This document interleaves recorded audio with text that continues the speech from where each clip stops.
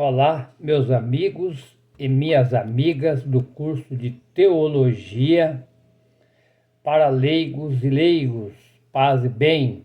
Então, mais um encontro que nós estamos aqui na reflexão e hoje nós estamos conversando ainda todo esse ano sobre primeiro semestre, aliás, a teologia sistemática. E um dos assuntos que a gente trabalha na teologia, que a gente estuda e faz reflexão, é sobre antropologia. O que é isso? Antro significa animal, né? Logia significa estudo. Então, é o estudo do ser humano, o estudo do homem e da mulher, sobre o nosso comportamento humano como seres humanos, né? Só que a gente vai falar de antropologia teológica, é diferente, né? Tem só a antropologia científica, que vai estudar só o corpo humano, o comportamento do ser humano. Agora, nós não, nós vamos falar do comportamento humano, mas ligado com Deus. Quer dizer, eu e Deus, Deus e eu, nós com Deus, nosso comportamento. Então, esse termo a gente vai falar de antropologia, é a história natural do homem e da mulher, que estuda sobre como que nós estamos aqui, vamos dizer assim, né? Como que a gente estuda essa relação humana e Deus. E a gente não sabe como é que é Deus, né? Porque, segundo a primeira carta de João, lá no capítulo 4, versículo 12, diz assim, ó, nunca, jamais viu Deus. Se nós amar uns aos outros, o nosso amor se completa em Deus e o nosso comportamento se torna mais, vamos dizer, mais realidade, mais completo, né? Bom, nesse termo tudo, a gente tem um termo chamado antropomorfismo. Palavra até difícil de falar, antropomorfismo. O que é isso? Significa como a gente nunca viu Deus, nunca ninguém viu Deus, né? A gente só vê Deus através do nosso coração, né? A gente não toca nele. Segunda carta aos Hebreus diz assim: você não toca, você não vê Deus, você não toca nele, você não fala com ele, mas você sente ele a seu lado, que é o Espírito Santo. Então, nós conversa com Deus através da nossa oração. E ele fala com a gente também através da oração. Mas não assim antropologicamente, quer dizer, fisicamente, como eu converso com qualquer um de vocês, vocês conversam comigo. Não. A gente conversa com ele através da nossa fé, de nossos sentimentos. Então, aí a Bíblia, desde lá do Antigo Testamento e também no Novo Testamento, ele trata essa antropologia, né, essa maneira de conversar com Deus como se fosse humano, mas para a gente poder entender, né?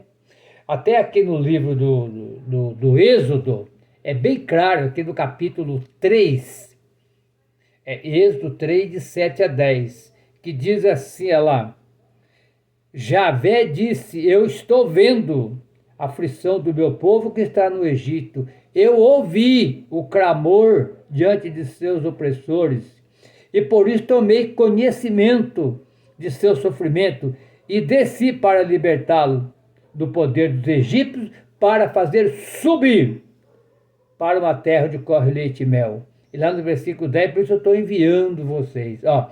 Então é um Deus, ó, estou vendo, é um Deus que vê. Eu ouvi o clamor, é um Deus que ouve. É um Deus que conhece, está junto com a gente. É um Deus que desceu. Ele não está lá no céu, ele está no meio de nós. E desceu para quê? Para libertá-lo. E para fazê-lo subir, quer dizer, elevação. E enviar você e eu para pregar o reino de Deus. Então é um Deus igual de nós, né? Só que lá no Antigo Testamento, aqui nós estamos no Antigo Testamento, no Novo Testamento, essa realidade de Deus humano se tornou real. que foi com a chegada de Jesus, né? Lá no capítulo 1 do Evangelho segundo João, diz que no passado era a palavra, era o verbo, né? Agora, aí lá no versículo 12 diz, esse verbo tornou-se carne e habitou entre nós. Primeiro Evangelho segundo João, capítulo 1, versículo 14. Se essa palavra tornou-se carne, então é ser humano. E essa palavra, esse Deus, ele está aqui agora, presente junto conosco. Ele se tornou-se humano.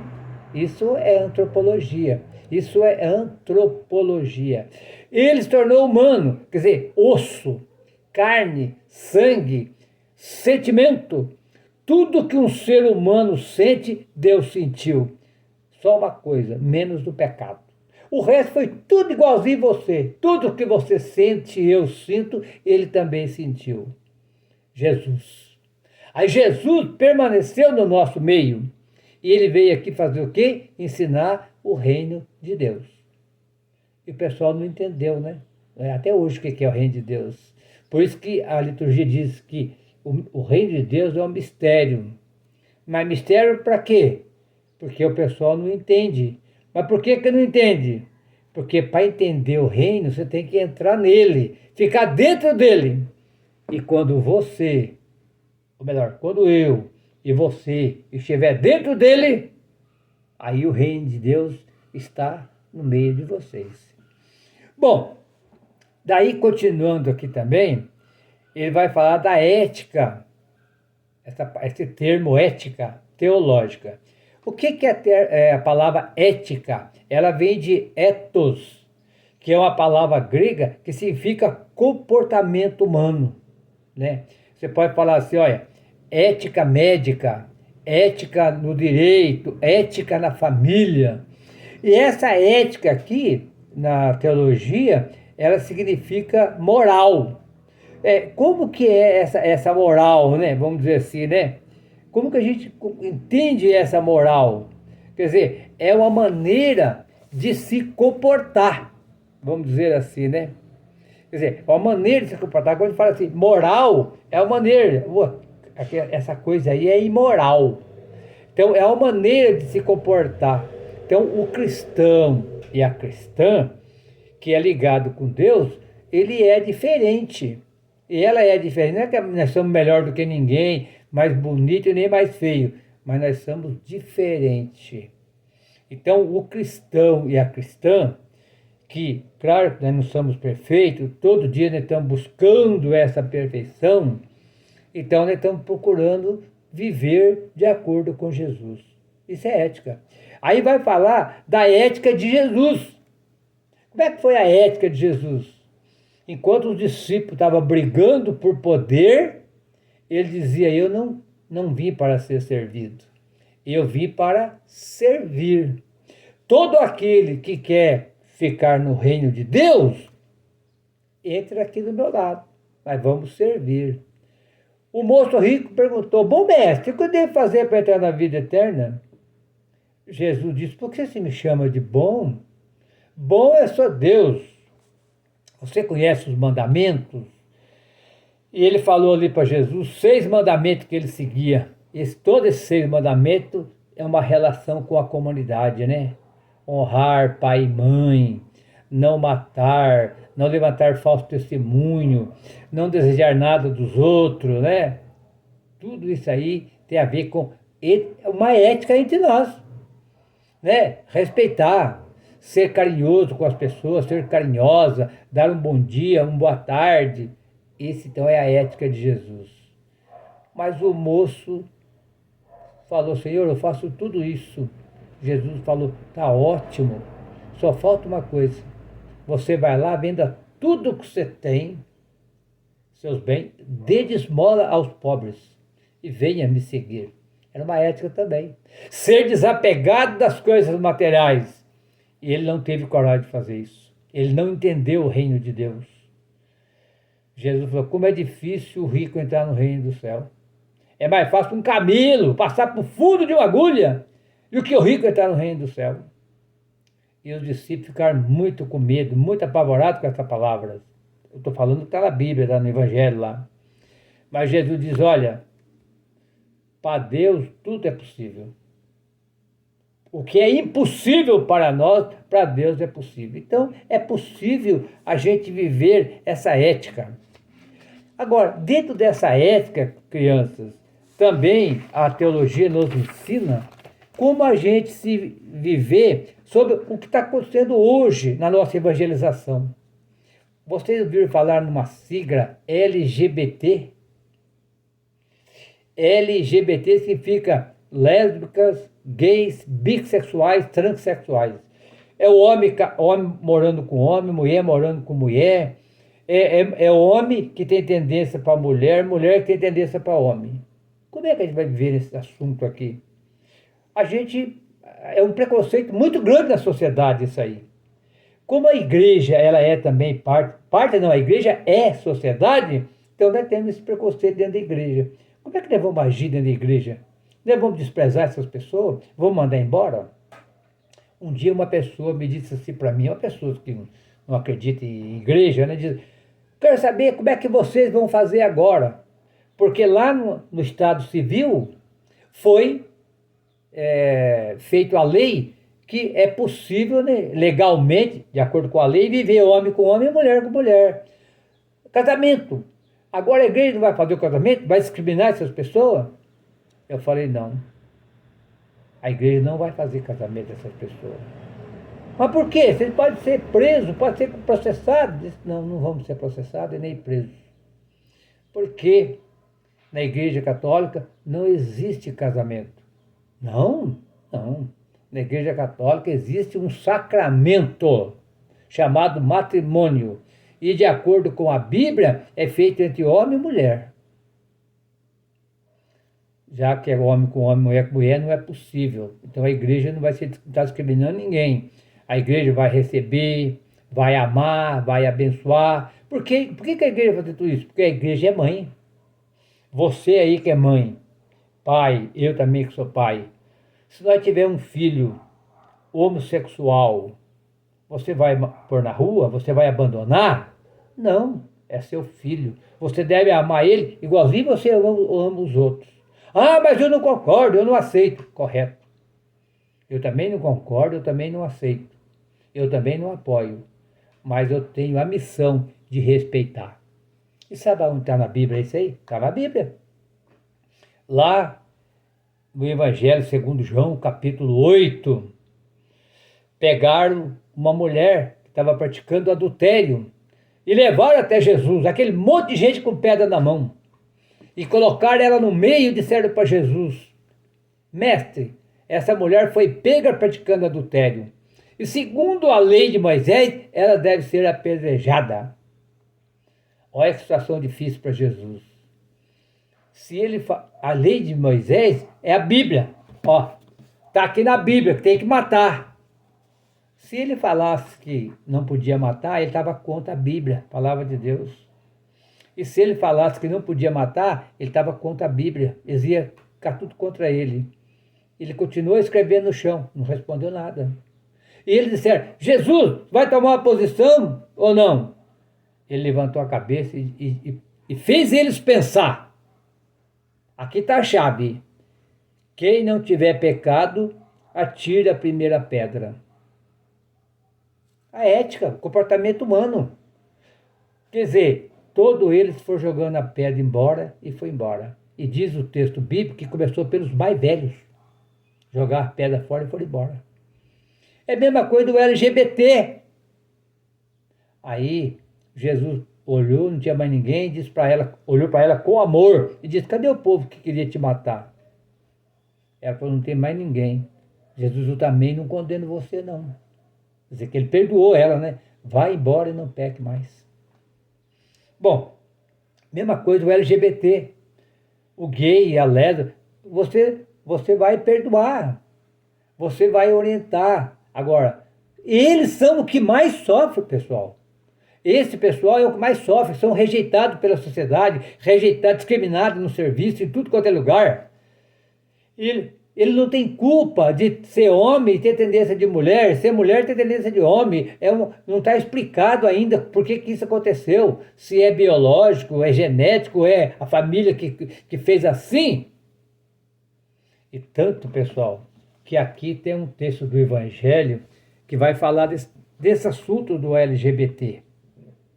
Capítulo 19 do Evangelho segundo Mateus vai dizer assim, que os fariseus, para tentar Jesus, chegou até Jesus e disse assim, perguntaram, é permitido divorciar da sua mulher por qualquer motivo? Olha, o primeiro ponto, é permitido? Quer dizer, o homem divorciar da sua mulher por qualquer motivo? O homem com a mulher, mas não falou, a mulher também pode divorciar por qualquer motivo? Não. Só falou do homem. Aqui está o machismo. Jesus falou não. Jesus respondeu aqui. Ele respondeu assim, vocês não leram o que está escrito lá? Vocês não leram o que está na Bíblia? Desde o princípio Deus os fez homem e mulher, né? O homem larga a sua casa, a sua mãe e vai seguir a sua esposa. É o Gênesis 2, pessoal. Gênesis 2, do 21 a 24. Lá está assim. Está claramente que o homem que deixa a casa e vai seguir a mulher, não é a mulher que deixa a casa para seguir o homem. O valorizando a mulher aqui, né?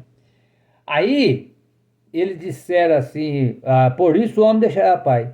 Eles então responderam, mas Moisés mandou dar carta de divórcio para a mulher. Aí Jesus disse, ele mandou por causa da dureza do coração de vocês, porque no princípio não era assim.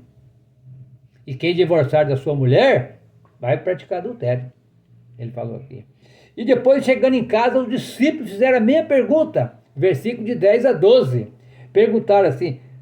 Os discípulos perguntaram, se é assim a condição do homem em relação à mulher, então não vale a pena casar. Agora já é os discípulos de Jesus. Quer dizer que os discípulos também queriam poder sobre a mulher. Então eu não vou casar porque eu não posso mandar na mulher. Aí Jesus responde assim, ó, tem 3 respostas aqui. Ele vai responder assim, ó, nem todo pode compreender essa realidade, mas somente aqueles a quem é concedido. Quer dizer, só a pessoa que passa por isso que sabe disso.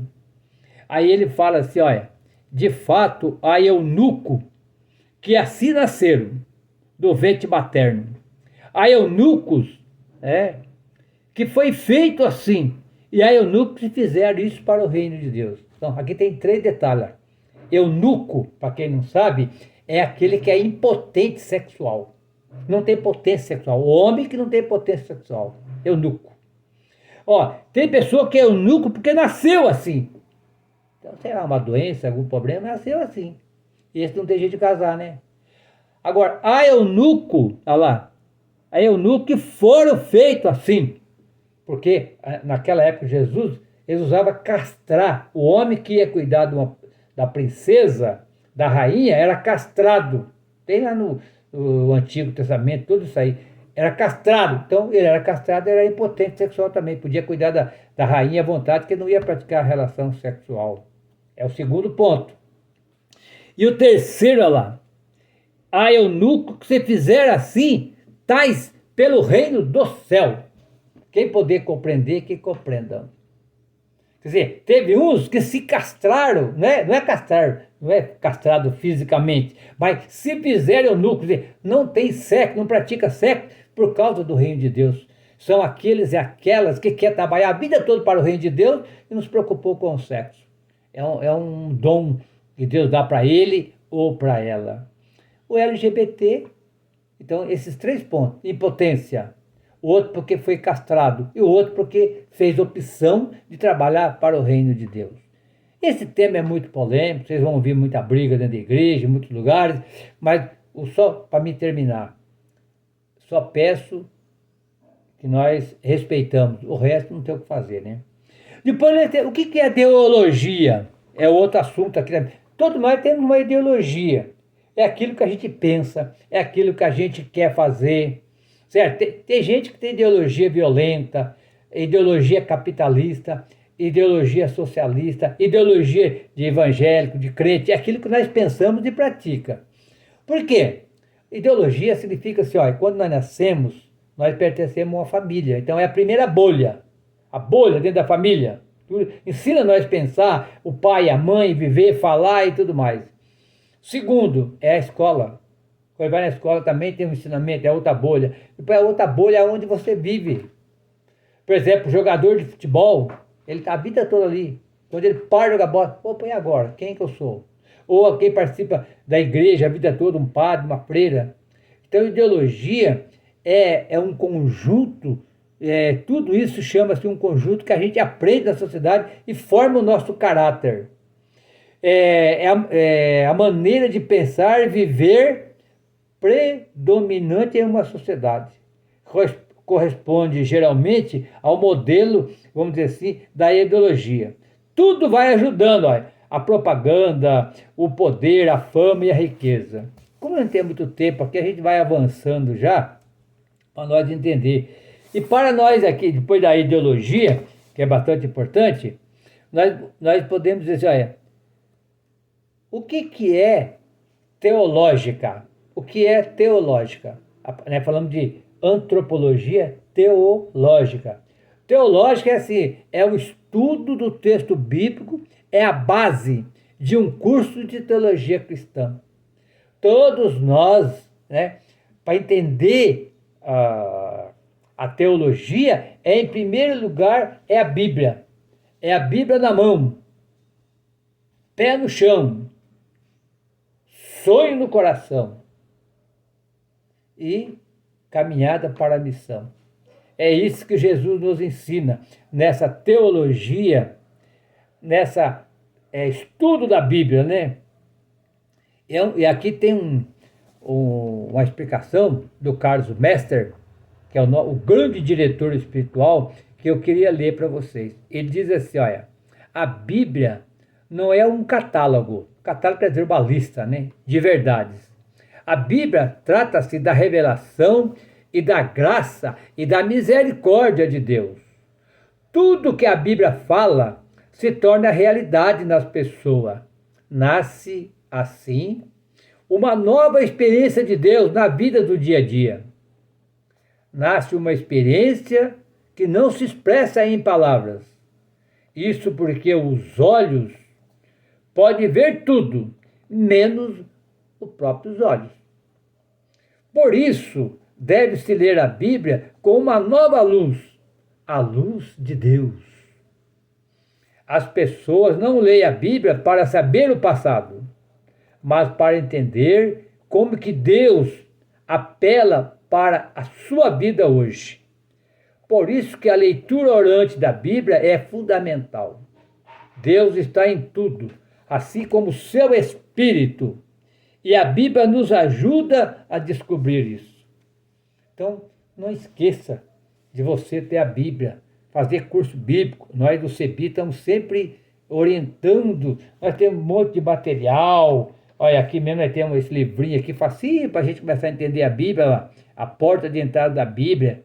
Um livrinho que custa R$10 e tem um conteúdo muito grande, muito importante. Então, pessoal, nós já vamos ficando por aqui, que já está chegando no final, mas nós temos aqui 4 passos para nós entender a leitura orante da Bíblia. Primeiro é o que diz o texto. Ler o texto várias vezes para nós entender. Segundo, meditar. O que Deus está dizendo para mim nesse texto? O que Deus quer de mim? Depois a oração. O que Deus quer de mim? O que Deus quer de nós? E depois, o quarto, é a contemplação. Como que eu vou agir em tudo isso? Então, que essa leitura antropológica, a antropologia, nós que somos seres humanos, sabemos continuar vivendo sempre essa leitura de Deus. Você que está aí no YouTube, compartilhe esse vídeo para todos os seus contatos, peça para o pessoal se inscrever no nosso canal. O canal não é meu, o canal é meu, é seu, é de nós, é o canal da evangelização. O Senhor esteja conosco, Ele está no meio de nós E que o Senhor nos abençoe, em nome do Pai, do Filho e do Espírito Santo. Amém. E até o próximo encontro, se Deus quiser.